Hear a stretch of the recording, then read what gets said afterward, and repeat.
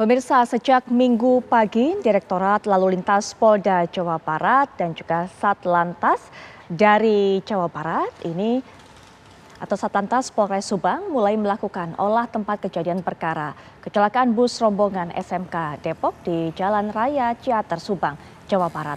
Proses olah TKP melibatkan tim Road Accident Rescue, Traffic Accident Analysis yang diturunkan langsung oleh Polda Jawa Barat untuk mengungkap penyebab pasti kecelakaan.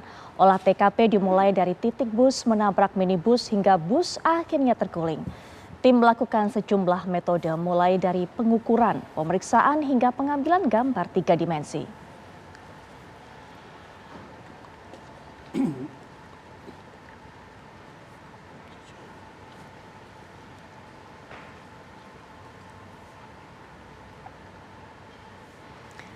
Pemirsa, Kakor Lantas Polri mengatakan tidak ditemukan jejak rem dari kendaraan yang kecelakaan ini.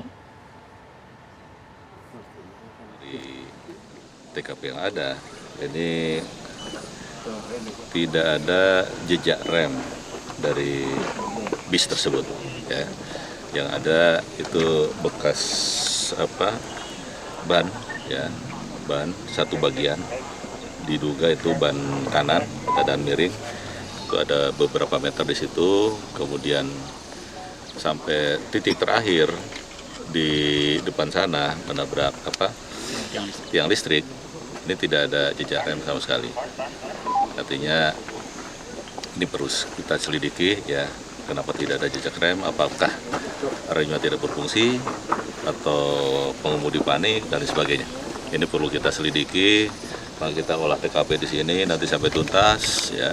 Setelah olah TKP di sini kita akan olah TKP dari kerusakan kendaraan, baik itu kendaraan Daihatsu Verosa, ya, kendaraan bis. Nanti di situ akan kelihatan, ya, dari bekas tumburan akan kelihatan kecepatan daripada bis tersebut. Anda bisa bayangkan bagaimana semangat dari para siswa SMK ini. Mereka berangkat untuk wisuda, untuk bisa melakukan perpisahan yang mereka harapkan bisa mereka kenang. Tapi apa daya, mereka malah menjalani sebuah malam yang begitu penuh duka. Malam yang juga mengantar nyawa mereka. Malam tragedi kecelakaan maut di Subang, Jawa Barat pada Sabtu malam kemarin. Tawa yang kita dengar tadinya dari mereka yang di dalam bus menjadi sebuah tangis duka. Kita tentunya berharap bahwa kecelakaan maut ini bisa memberikan pelajaran berharga. Apa yang harus diperbaiki? Apa yang harus dikoreksi? Malam hari ini kami dudukkan para narasumber untuk bisa mencari tahu bersama-sama apa kira-kira yang menjadi penyebab kecelakaan dan juga apa yang bisa dilakukan ke depannya untuk mencegah hal seperti ini terjadi kembali. Dan untuk itu kami akan langsung saja mengenalkan kepada Anda para narasumber yang akan memberikan pandangannya dalam perbincangan kita di malam hari ini. Sudah hadir tentunya di samping saya, beliau merupakan Ketua Bidang Angkutan Orang DPP Organda, yaitu Mas Kurnia Lesani Adnan. Mas Hani, kita biasa panggil. Assalamualaikum warahmatullahi wabarakatuh. Selamat malam, Mas Hani. Waalaikumsalam warahmatullahi wabarakatuh. Selamat malam. Baik, dan juga kita sudah kehadiran seorang pengamat transportasi, Ki Darmaningtyas, yang juga memberikan pandangannya kepada kita. Assalamualaikum warahmatullahi wabarakatuh. Ki, selamat malam. Waalaikumsalam warahmatullahi wabarakatuh. Selamat malam juga. Ya, dan juga sudah bergabung dengan kita secara daring dua narasumber lainnya, yaitu Pak Hendro Sugiatno selaku Dirjen Perhubungan Darat Kementerian Perhubungan Republik Indonesia. Assalamualaikum warahmatullahi wabarakatuh. Selamat malam, Pak Hendro. Selamat malam Mbak Putri Viola, selamat malam Pak Darmaningtyas, Mbak Sani, Pak Wildan.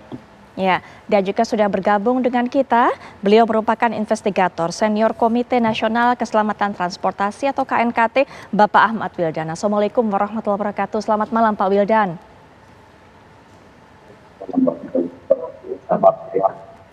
Baik, nanti sebelum kita akan berbincang dan juga akan mendengarkan pandangan dari para narasumber, kami bawa Anda terlebih dahulu untuk bisa mendapatkan kabar terbaru dari rekan kami Adi Mulya yang saat ini sedang berada di RSUD Subang, Jawa Barat. Ya, Adi Mulya, silakan informasi terbaru dari Anda.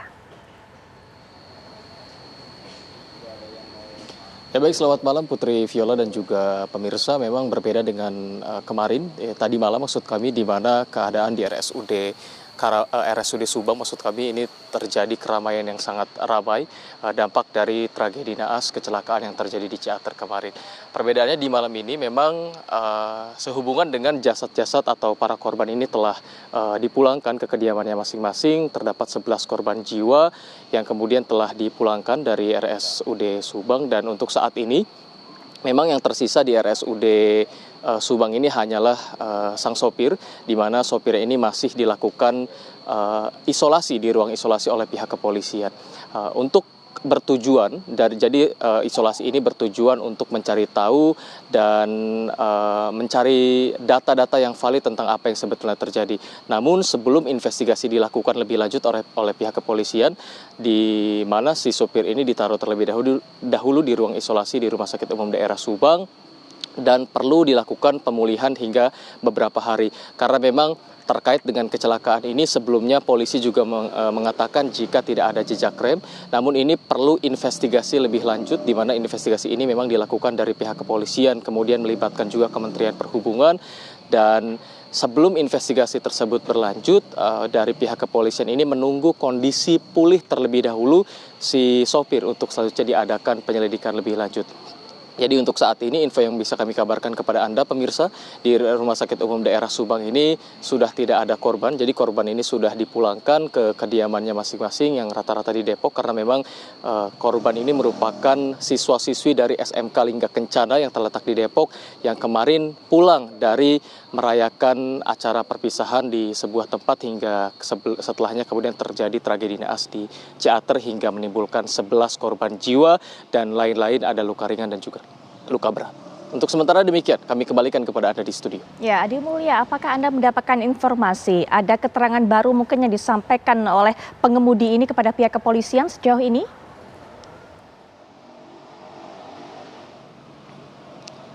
Ya Putri Viola dan juga pemirsa, sehubungan dengan itu sebetulnya tadi pagi juga dari pihak sopir ini sempat berbincang dengan TV One sebelumnya.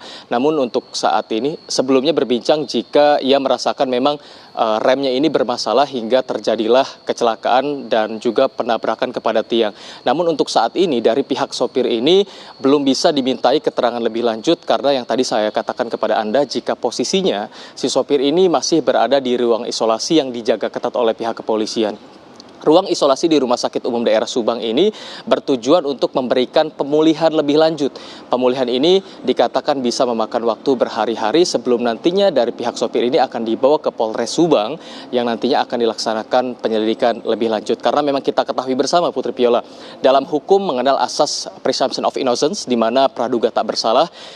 Dalam hal ini juga kita meskipun ada pendapat-pendapat remnya kemudian tidak berfungsi, tapi perlu dari pihak kepolisian ini melakukan penyelidikan lebih lanjut, melibatkan pihak-pihak yang terjadi, yang mana ini merupakan supir dari tragedi naas yang terjadi di Ciater Subang tadi malam. Untuk sementara demikian Putri, kami kembalikan kepada Anda di studio. Baik Adi Mulya, terima kasih untuk informasi yang sudah Anda sampaikan. Kita akan terus tunggu bagaimana perkembangan dan juga kabar terbaru dari sana. Selamat menjalankan tugas kembali Adi Mulya. Dan kita akan langsung saja mulai perbincangan. Pemirsa, kita sudah terhubung dengan Pak Hendro yang kami juga sudah kenalkan tadi di awal. Pak Hendro, yang kita tahu memang bahwa bus yang terlibat kecelakaan ini tidak memiliki izin angkutan. Kemudian juga kami dapatkan data disampaikan juga tentunya oleh Kementerian Perhubungan bahwa status lulus uji berkala ini telah kadaluarsa sejak 6 Desember 2023, Pak Hendro. Bagaimana kemudian ini bisa terjadi, Pak Hendro? Masalah pengawasan ini seperti apa? Terima kasih Mbak Viola. Memang betul bahwa ini bus dulu itu awalnya dari Pekanbaru terus ke Wonogiri ya. Memang izinnya PT Jaya Guna HG itu bis AKDP bukan akap, dan tidak ada izin pariwisatanya. Dan yang lebih menyedihkan lagi, ini tidak ada uji kendaraannya. Kirnya itu memang sudah mati bulan Desember tanggal 6 2023. Bagaimana pengawasannya, bahwa uji berkala itu ada di kabupaten dan kota di tingkat 2. Ya. Itu pengujiannya yang menjadi tanggung jawab di pemerintah daerah. Aturan-aturan tentang uji kendaraan itu semua sudah lengkap, tidak ada yang tidak yang lubang, semua sudah ada. Tinggal bagaimana mekanisme pengawasannya. Jadi di daerah seharusnya sudah bisa mengawasi tentang berapa jumlah kendaraan yang wajib uji dan berapa yang tidak melaksanakan wajib uji. Itu yang data-datanya itu yang harus dipunyai, dan dari Kementerian dari Perhubungan Darat kami juga sudah membuat aplikasi atau program dengan e-Blue, itu tuh pengawasan uji kendaraan di seluruh daerah. Ya. Pengawasan untuk uji itu terus kita lakukan sebenarnya. Seperti kemarin waktu Lebaran juga semua kita melakukan ram cek untuk semua kendaraan. Ini masalahnya adalah karena semuanya dilakukan oleh manusia. Masalahnya adalah kenakalan daripada pengusaha. Bagaimana untuk mengambilkan efek jerah daripada para pengusaha-pengusaha angkutan ini? Tegakkan hukum. Jadikan dia tersangka. Gitu. Kalau selama ini para pengusaha yang nakal-nakal seperti ini tidak pernah dijadikan tersangka, ya seperti ini terus akan terjadi. Baik. Itu yang penting gitu. Dan bukan hanya pengusaha aja, petugas uji kir yang tidak melakukan pengujian sesuai dengan aturan, apalagi kirnya bisnya tidak datang atau kendaraan tidak datang tapi keluar uji kir, itu jadi dipidanakan gitu. Jadi saya mohon aparat penegak hukum, polisi, kejaksaan, apa yang punya kewenangan, tangkaplah petugas-petugas uji kir yang memang tidak melaksanakan dengan baik. Mudah itu seperti dengan menembak binatang di kebun binatang itu.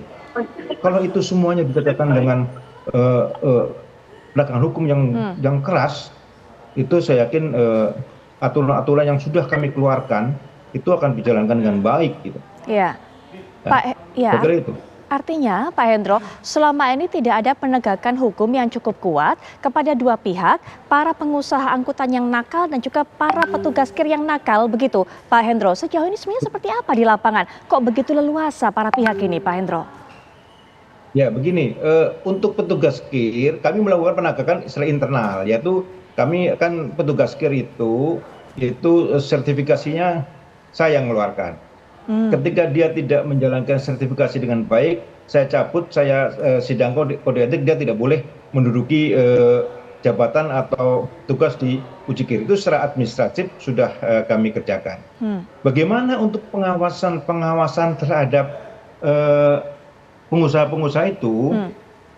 Di pasal 308 Undang-Undang Lalu Lintas Jalan itu waktu itu ada catatan di situ bahwa pengusaha angkutan itu wajib berizin. Tapi di Undang-Undang Cipta Kerja pasal 55 Undang-Undang pasal 308 itu dicabut. Itu juga kemarin sudah kami diskusikan. Kenapa ini bisa dicabut, di mana titik kewenangan saya untuk melakukan pengawasan. Itu kan menjadi problem juga gitu. Ya.